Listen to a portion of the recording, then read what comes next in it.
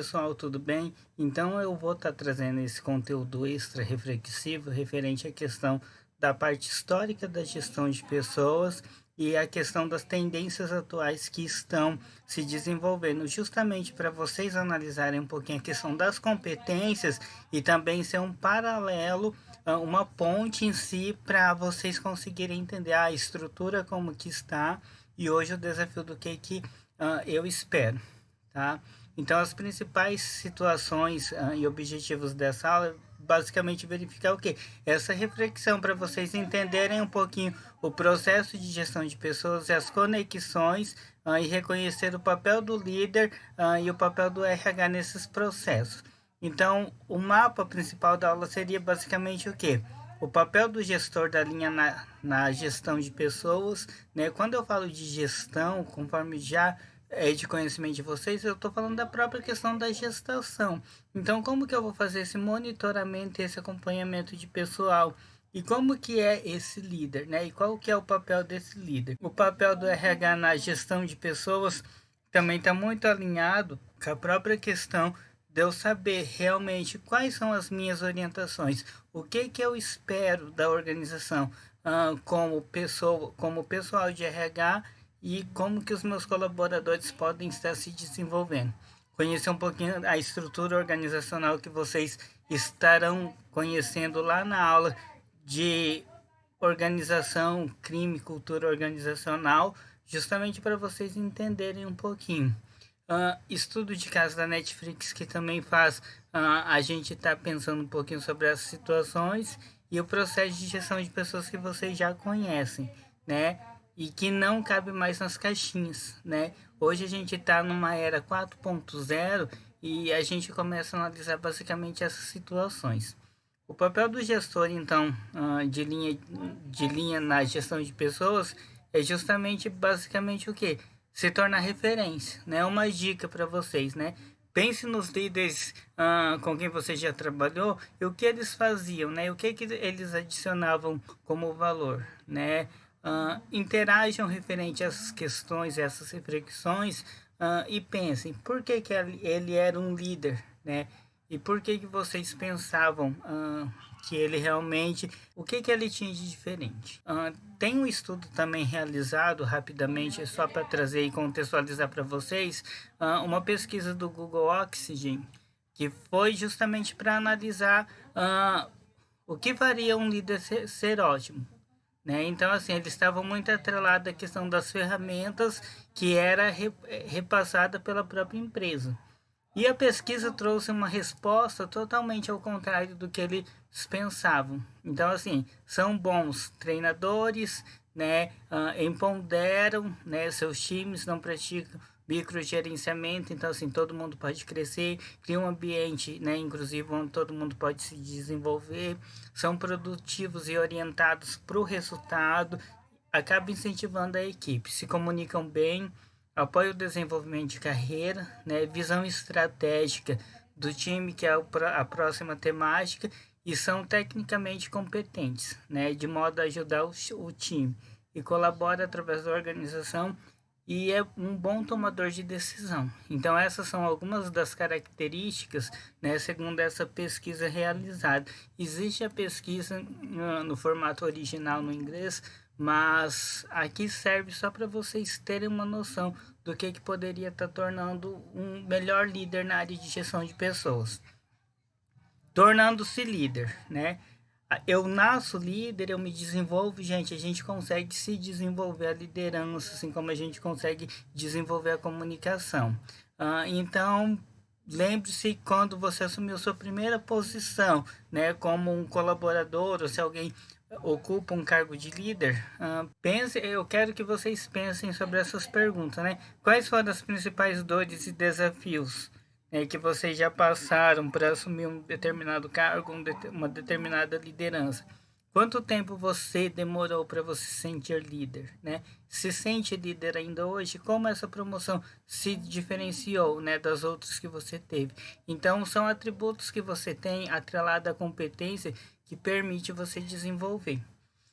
Existe também uma literatura, quem tem interesse nessa questão de liderança relacionada à gestão, o pipeline de liderança do autor Rajaram, né? Então, assim, ele tem alguns livros de pipeline, mas esse acaba trazendo algumas transição, né? A transição um, né, líder dos outros, né, líder de si, a transição 2, né, que vai ser líder de líderes, né, transição 3, líder funcional, e assim vai indo até chegar na última transição, né, a transição 6, que vai ser o líder corporativo. Então isso vai demonstrar que o líder ele passa por etapas e tem alguns segredos aí de liderança, tá? Eu não vou dar spoiler do livro para justamente vocês tentarem buscar um pouquinho essa bibliografia, tá?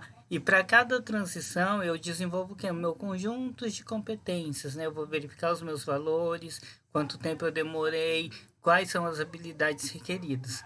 Nessa situação a gente torna-se um líder através de uma transição de carreira. Então eu saio da minha zona neutra, né, e passo para uma zona mais evolutiva.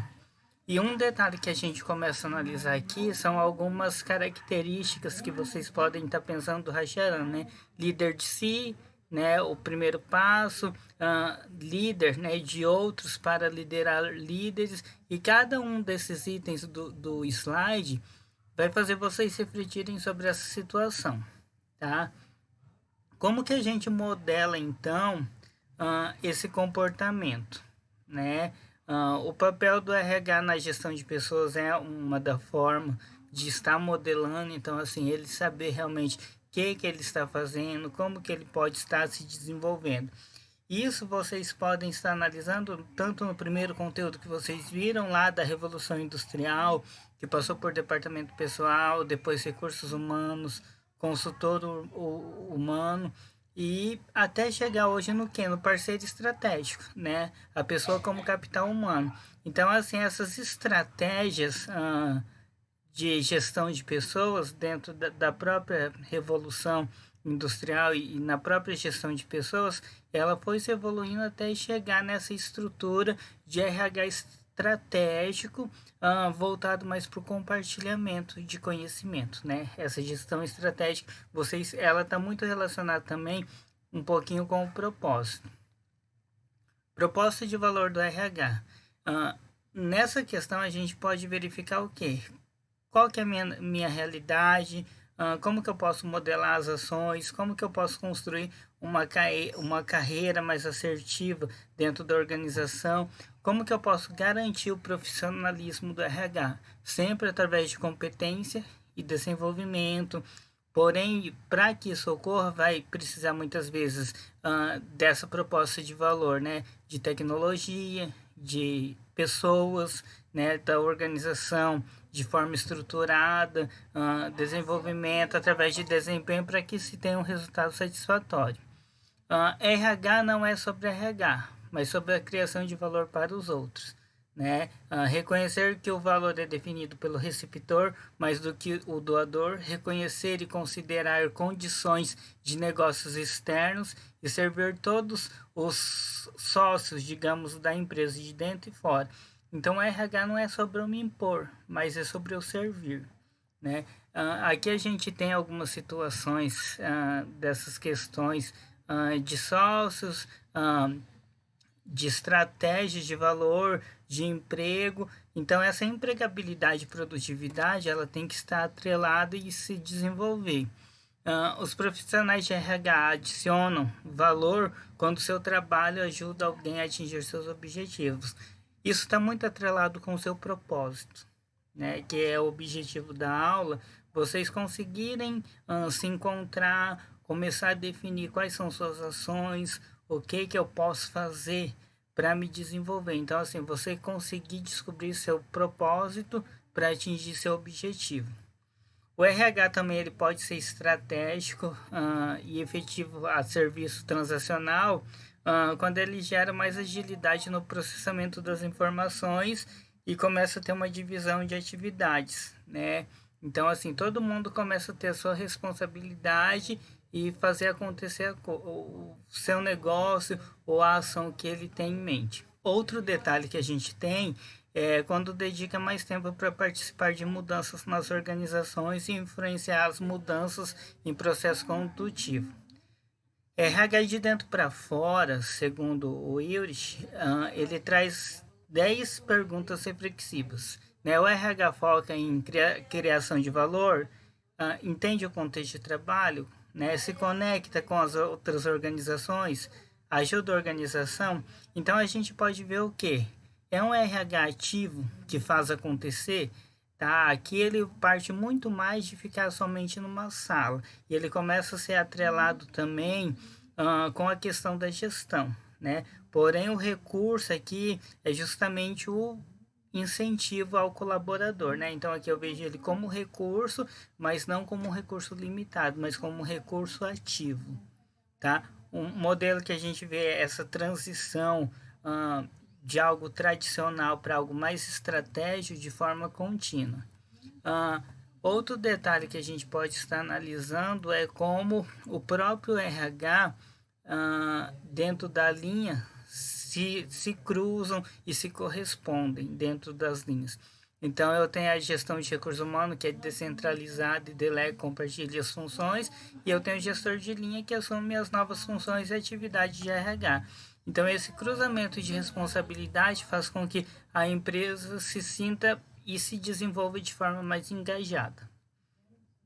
Outro detalhe que a gente verifica da relação tanto da gerência de linha, né, como a questão de gestão de RH, é validar estratégias, né, saber realmente o que quer, garantir estratégias empresariais e fazer com que os objetivos sejam alcançados, né. Para isso a gente verifica basicamente o que é a matriz RACE, né, que vai trabalhar quem que é o responsável, qual que é a autoridade, quem que deve ser consultado e quem que deve ser informado. A partir do momento que eu tenho uma matriz de responsabilidade, eu consigo estruturar a hierarquia de forma assertiva dentro da empresa. Tá? Então essa matriz é interessante vocês estarem dando uma olhada nela depois com mais calma. Estrutura de negócio de RH. Então a gente começa a ver que as estruturas vai envolver atração e retenção, desenvolvimento, avaliação de desempenho e manutenção. Isso vai ser sempre de forma contínua para que os demais cargos e demais pessoas consigam se desenvolver. Quando a gente fala de estrutura organizacional, a gente está falando basicamente sobre o quê? Sobre uma forma de instrumento administrativo para poder identificar, analisar e agrupar todas as atividades da empresa. Né? Então, eu vou verificar os níveis que se estão e como que são tomadas decisões. Lembre-se sempre da hierarquia. Outro modelo é a arquitetura organizacional, que vai ser o processo das políticas e práticas ligadas à estrutura e à capacidade das pessoas dentro da organização. Então, essas pessoas estão participando do processo ou apenas estão assistindo? Na arquitetura, todos devem estar ligados e praticando. Outro modelo que a gente vê é o modelo de estrela de Galbraith, né, que trabalha um pouquinho da estratégia, estrutura, processo, pessoas e recompensa. Então eu tenho que estar respondendo todas essas perguntas para entender a área de gestão, né, e a área de RH. Como que está a missão? Né? Como que é o poder e a autoridade dentro da estrutura? Como que está distribuído? Essas perguntas fazem com que a gente consiga organizar de forma mais administrativa e de forma mais assertiva as nossas estruturas organizacionais. Então, assim, nas pessoas, né? Que competências as pessoas têm por cargo. Então, não é eu pensar somente na função, mas assim, eu tenho que pensar em todo o conjunto de pessoal. Outro detalhe que a gente verifica é referente às estruturas, quanto aos tipos, que pode ser funcional, por produto e serviço, por mercado, matricial, projetizada, por redes. Essa forma de estrutura e de hierarquia vai trabalhar muito também as tomadas de decisões, como elas podem ser avaliadas. E isso vocês vão estar também trabalhando em outras disciplinas. Então, a estrutura da organização ela sempre vai ser complexa, porque também vai envolver pessoas. Tem alguns livros também para indicação que depois eu vou estar enviando para vocês analisarem. Principais áreas,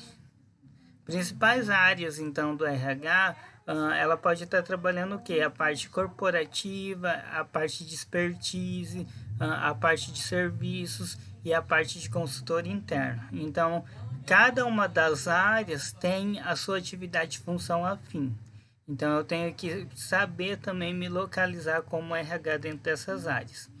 E essas estruturas, elas acabam sendo configuradas muitas vezes de forma diferente. Existem alguns modelos que a gente pode estar vendo, mas de forma bem genérica, esse modelo basicamente vai estar trabalhando o quê? Como que são as atividades, né? O que eu posso fazer para ter sucesso? A partir do momento que eu vejo esses modelos estratégicos, eu posso verificar o que eu preciso de um coach, eu preciso de um apoio de equipe, tudo isso começa a ser trabalhado, né? Outro modelo que a gente pode verificar dentro do Playground seria basicamente o que, né? O HRBP dentro da área de gestão de pessoas, né? Que vai ser basicamente o que, né? Vai ser os papéis que cada um vai ter ali na sua jornada, digamos assim, né? Então, eu tenho ali gerente de operações que tem as suas atividades, eu tenho seus parceiros estratégicos, eu tenho o respondedor de emergência e eu tenho o mediador de emprego. Isso tudo dentro desse desenvolvimento vai gerar um resultado satisfatório para a empresa, que vai viabilizar muitas vezes a organização atingir as metas de forma mais assertivas, verificar realmente a entrega de valor e permitir com que a empresa se desenvolva de forma mais descentralizada, digamos assim. Continuando na questão, a gente pode analisar o quê? Que esse parceiro de negócio que o profissional de RH vai desenvolver, vai trabalhar muito o quê? Diagnóstico, redesenho de processos, demandas de funcionário, transformações de organização e analisar muito essa questão. Tem até um trabalho em grupo que eu quero que a gente debata junto, que é sobre o papel de líder de RH nas organizações, né? Qual que é o grau de sinergia, de que forma que pode aprender e como que ajudam, né, o crescimento da empresa. O processo de gestão de pessoas, então, vai passar pela administração pessoal, relação sindical, treinamento e desenvolvimento, remuneração e benefício, gestão de talento, comunicação interna, é importante lembrar da comunicação não violenta, e recrutamento e seleção. E dentro desses itens, vai ter vários outros desdobramentos, né? No recrutamento e seleção, são alguns requisitos que vai estar no slide, que vocês podem ver, né? O que ele vai estar envolvendo e que o recrutamento está envolvendo, desde a forma como eu divulgo a vaga, como a forma que eu seleciono. A administração de pessoal já vai estar preocupada mais com a parte, digamos assim, burocrática do processo, né? Desde a admissão até o e-social. Relações com sindicais, né? Com sindicatos. Relações com sindicatos, ela vai estar trabalhando mais a parte do próprio Ministério do Trabalho, como que se dá a negociação, férias, entre outros. Treinamento e desenvolvimento vai trabalhar muito a avaliação de resultados, como que o colaborador vem se capacitando, como é capacitado e como que ele vai se desenvolvendo dentro da empresa. Remuneração e benefício dentro da gestão vai trabalhar muito descrição de cargo, pesquisa salarial, estrutura organizacional, qualidade de vida. E o desenvolvimento organizacional ou gestão de talento vai trabalhar basicamente desde a carreira até a cultura organizacional, né? Para que isso ocorra, é importante também estar analisando o que é a comunicação interna, como que é colocada as observações, como que são tomadas as decisões. E a fase do desenvolvimento da organização, né? Como que ela surgiu, qual que é o diferencial dela, como que ela se torna hoje mais participativa e entregada, né? Isso faz parte do RH, ele tentar entender essas ações. E ela pode ser associativa, né? Então, assim, eu posso trabalhar com parcerias dentro das organizações. Dentro da área de gestão de pessoas, hoje a gente tem uma coisa chamada gestão da mudança, né? Que hoje trabalha mais o mercado 4.0, esse autoconhecimento que vocês vão estar analisando e uma visão sistêmica de negócio. Então, assim, o que é preciso para mudar, né? Evoluir, reinventar, inovar, a gente tem que estar atento às necessidades de mudança. A gente vê na linha do tempo de mudança que hoje a gente está numa visão de futuro mais, digamos assim, tecnológico.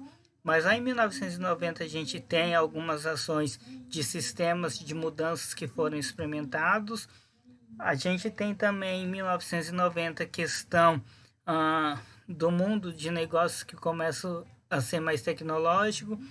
2000 a gente tem formalização de disciplina, que é a estrutura que começa a trabalhar mais a própria gestão de mudança. E hoje a gente começa a ter o quê? Profissionais que buscam a gestão de mudança. Então, a capacidade de mudança ela está voltada a um modelo de gestão.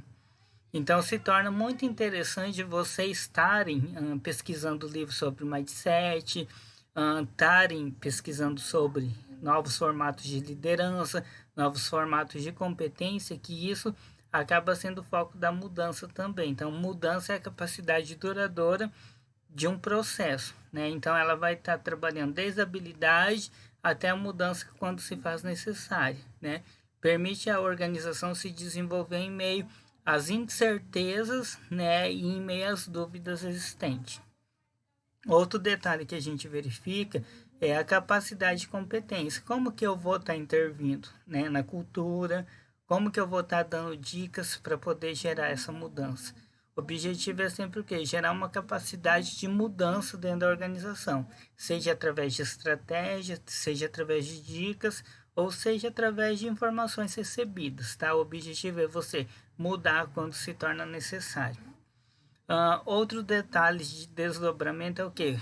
Conduzir mudanças satisfatórias, saber lidar com o número de mudanças, criar consistência e eficiência e desenvolver capacidades internas, né? É fácil ou é difícil mudar, inovar e se reinventar? Gente, é um desafio, tá? Mas eu quero que vocês pensem sobre isso. E outro detalhe que hoje dentro da gestão de pessoas acaba sendo trazido é o People Analytics. Existem até alguns cursos que vocês podem estar fazendo e eu deixo de dica. É justamente o que? Um método baseado na coleta de informação e análise de dados, né? E hoje é uma área que está em alta para ajudar na tomada de decisão e dos processos dentro da área de gestão de pessoas.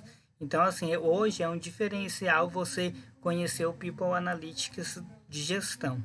E essa integração hoje com o sistema, com o negócio que a gente começa a verificar, né? As empresas começam a ter mais esses conhecimentos. Pessoal, então assim, a gente chega até aqui ao final, justamente só para vocês pensarem um pouquinho sobre a gestão de pessoas. Eu saio de um processo mecanizado, passo por um processo humanitário, tecnológico e agora tecnológico e humanitário. Então a gestão ela começa a se desenvolver de formas mais, digamos assim, práticas, tá? Então assim, é somente para reflexão esse conteúdo. Espero que vocês tenham aprendido e se tiverem dúvida, a gente está à disposição. Um abraço e até a próxima aula.